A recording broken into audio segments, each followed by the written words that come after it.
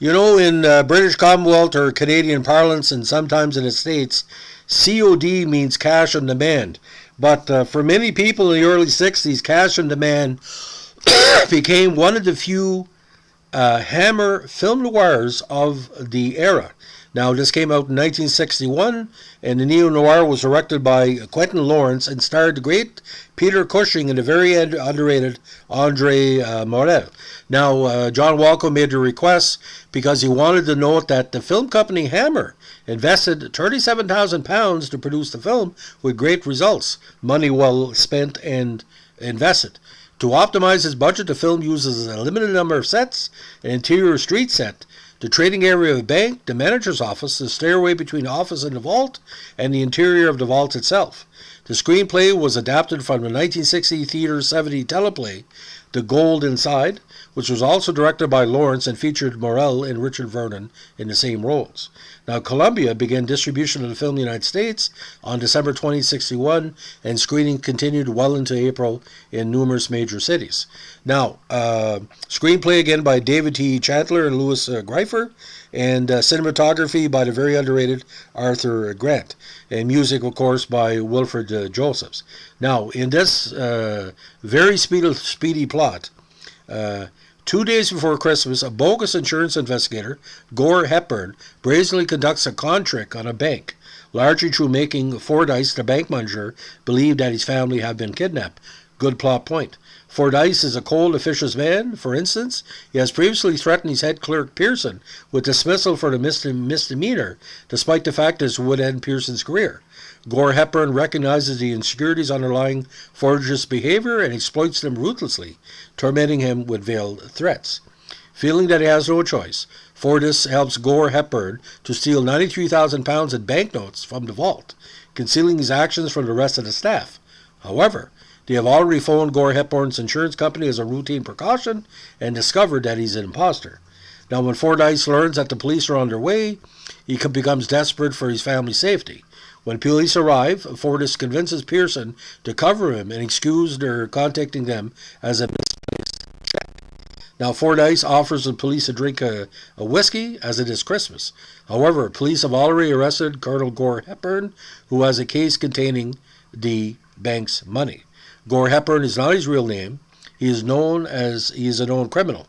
Police realize he must have just had inside help with the robbery, which points to Fordyce. Now, a quick call established that Fordyce's family were never under threat. The police are unclear as to why Fordyce would have believed this, suspecting instead that he helped the supposed colonel of his own free will. Now, Fordyce eventually tries to convince the police that the colonel deceived him, for instance, by ordering him at one point to stand by the window and mop his brow, as a signal to a supposed associate outside. As he demonstrates this to the officers, a sealed bank package of £500, which Gore Hepburn had slipped into his pocket earlier, falls out.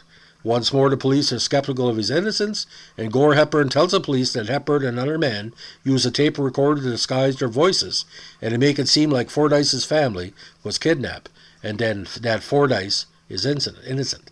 Now, Fordyce is finally seen as innocent, and the police let him go because he was trying to protect his family. Knowing his wife and son are safe, he has changed his opinion of his co-workers for helping him. He goes to the police station with them to talk to his wife and to Hepburn for deceiving him. With a half a smile on his face, he tells Pearson to manage the bank in his absence, assuring him he will be back in a few hours and join him at the staff Christmas party. Again, Cushing paid Harry Fordyce, Andre Morel as Colonel Gore Hepburn, Richard Vernon as Pearson, Norman Bird as Arthur Sanderson, Kevin Stoney as Detective Inspector Bill Mason, Barry Lowe as Peter Harville, Edith Sharp as Miss Pringle, Lois Dane as Sally, and Alan Hayward as Kane. Now, COD, or Cash on Demand, was selected by the film historians Steve Shibnall and Brian McFarlane, not our Brian McFarlane in Canada, as one of the 15 most meritorious British B films made between the Second World War and 1970.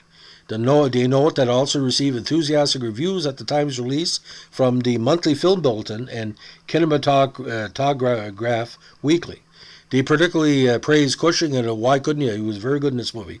Above all, it is Cushing's performance of the austere man, to whom efficiency matters most, though this film is subtle enough to allow him a certain integrity as well, and who will be frightened into a warmer sense of humanity that will lift this film well above the perfunctory levels of much B film making. Now, more details on this can be found on the Hammer Story, the authorized history of Hammer films by Titan Books and written by Marcus Hearn and Alan Barnes. Cash on Demand is also available on various research sites in the States. And Steve Shibnall and Brian McFarlane's book, The British B Film, was released by Palgrave Macmillan, London, in 2009. So it refers. And of course, if you want to find out more of a movie, TCM Movie Database, it has been shown on occasion, IMDb, of course, and on Rotten Tomatoes. Now, Quentin Lawrence's great oeuvre included The Trollenberg Terror, Playback, The Man Who Finally Died, We Shall See, and The Secret of Blood Island, all underrated movies from start to finish. But what really stood out for a lot of people was the very, very direct poster. Quite good, but Quentin Lawrence was well known for putting a very, very strong performance together. Again, release dates. The running time in the U.S. Movie is 80 minutes for, obviously, drive-in. Released in L.A. December 20th, 1961, but only the 15th of December 1963.